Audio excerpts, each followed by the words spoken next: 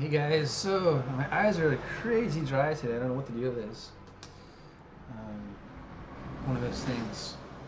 So yeah, I've been in touch with a local lady here. She's not local actually. She's American, but she's basically local. She's been here, I think, at least a year, maybe 2 years longer than I have. We actually worked together for about a year.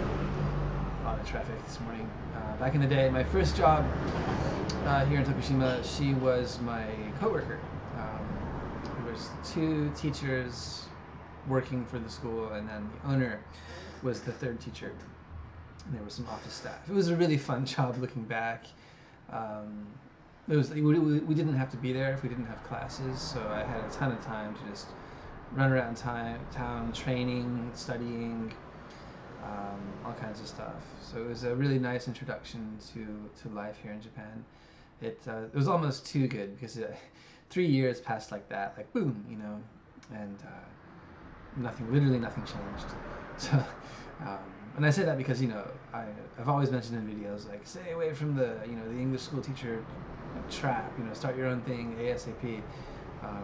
Anyways, so she lives quite a bit uh, far north, quite a bit up north. I'm not quite sure how to say that. I'm still waking up. But she is interested in taking over the school. She would be perfect because she's a mom. She speaks fluent Japanese. She's been teaching for the better part of 15 years by now. And so she would be an absolute perfect fit. And I think if we did the transition thoroughly enough, 2 weeks to a month, um, I think student retention would be probably upwards of 90%, maybe a little bit less. That was one of her biggest concerns. Is like, okay, well, if I, completely upend my life and take over your school, what happens when everybody leaves? Which is a very legit concern, but it's not as scary as starting with 0 students. So, which is what I did. So you have to keep that in mind. There's always some amount of risk, But the fact is, if you know what you're doing, you have good communication skills, um, the risk is really minimized. And especially, if you have a location that's proven to be successful and you have a student base starting out with, it's almost nothing compared to starting your own operation. So hopefully that pans out. She said she's going to get back to me by the 1st of December, which is when I'm going to start letting the students and parents know, and then really, push it online. Like, hey guys, I'm still in my school, best offer, blah, blah, blah, blah. So we'll see. I'm not going to pressure her to decide that quickly because we were talking yesterday, so that would have been within a week. But we spoke back in, I think it was back in September, early October, about this. So we shall see. Other than that, yeah, I've really just been reflecting a lot on life.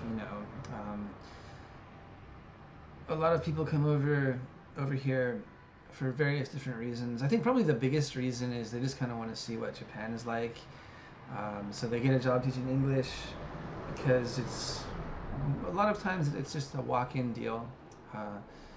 Other people come over here kind of as on their way somewhere else. I met one guy who was coming up from Australia, and what did he do? He went to like Papua New Guinea, the Philippines, and then it was Japan. Next it was China, and he headed all the way over to Nepal, and then went back to Australia. He was on I think it was at least a year, maybe an 18-month trip. So it takes all kinds. I came over here very unwittingly. I was like, okay, I really, really love my girlfriend.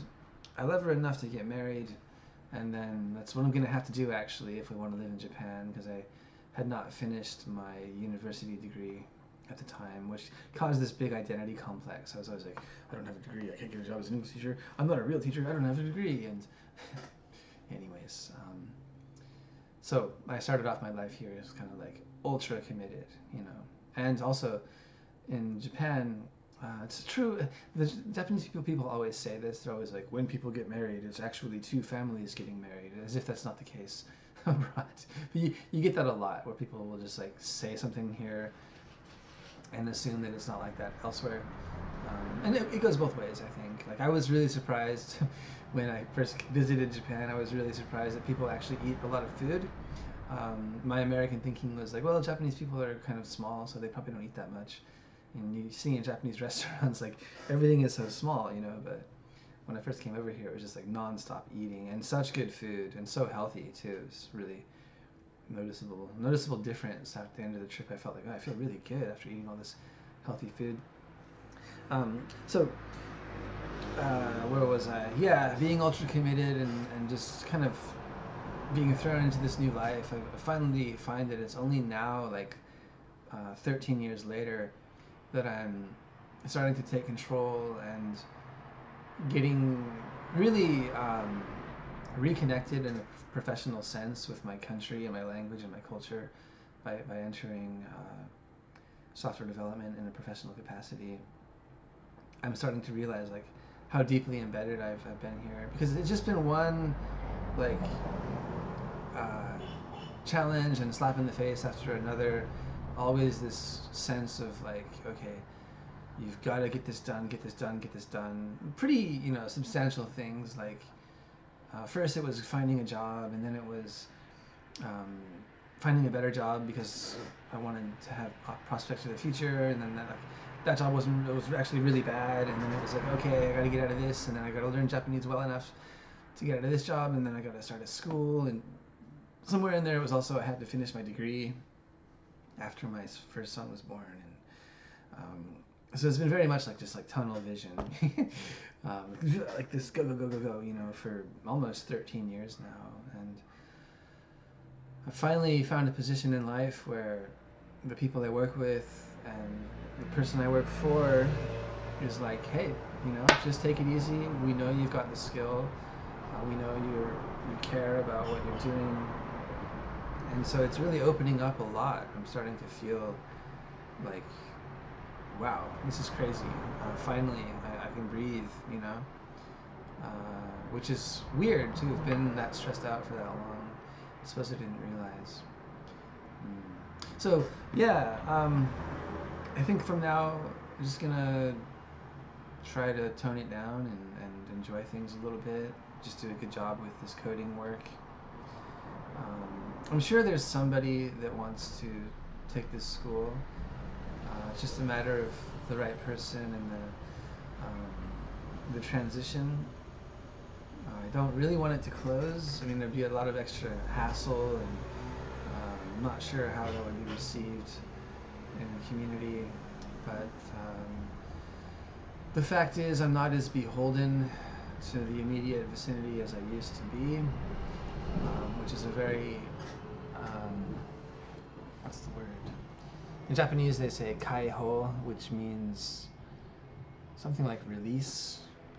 Kaiho. Let me check. A feeling of being unburdened, I guess. Oh, I'm still in English in the keyboard. What's going on? Okay. Kaiho. There it is. Release. Yeah. Kai is like a, is that like Rikai, Kaiketsu? Anyways, yeah, it's nice to not feel so chained to nailed to the floor, so to speak. But others, others really enjoy that. They really enjoy being part of the community. I do too, but it's just having so much responsibility, like all the time, wears on you. I've aged a lot. I look at like earlier videos on Whoa, dude. So. Anyways, yeah, no big deal. Just find someone. Hopefully this girl works out. She'd be perfect. If not, it's cool. Hopefully somebody else works out. And if they don't, then it's bye English school. Nothing personal. It's just you can't be in two places at once. Although I've tried. Lord knows I've tried. So it's good sometimes to just focus on lifestyle. Lifestyle is really important. That's something actually the Japanese kind of value. they can be very dignified in very simple situations in life, and I think that's just because they understand. It's like you do what you do, you know, and it's all good, basically.